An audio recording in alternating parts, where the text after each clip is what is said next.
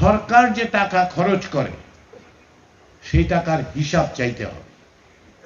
দুর্নীতির কি অবস্থা আপনারা জানেন, কি পরিমাণ লুট হয়েছে 2009 থেকে 2024 সাল। কি কারণে?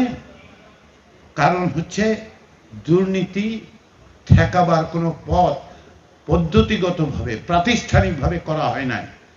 দুর্নীতি দমন কমিশনকে ব্যবহার করা হয়েছে বিরোধীদের দমন করার জন্য।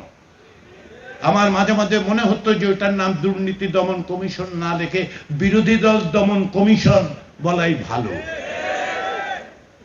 সরকারি দলের লোকজন কোটি কোটি টাকা পাচার করে দিচ্ছেন, দুর্নীতি দমন কমিশনের খবর হয় না। কারণটা কি? কারণটা হচ্ছে দুর্নীতি দমন কমিশন এইভাবেই নিয়োগ হয়েছে। কিন্তু শুধু দুর্নীতি দমন কমিশন আসলে ঠিক করলেই যথেষ্ট নয়। সেজন্য কি করতে হবে? সরকার যে টাকা খরচ করে সেই টাকার হিসাব চাইতে হবে।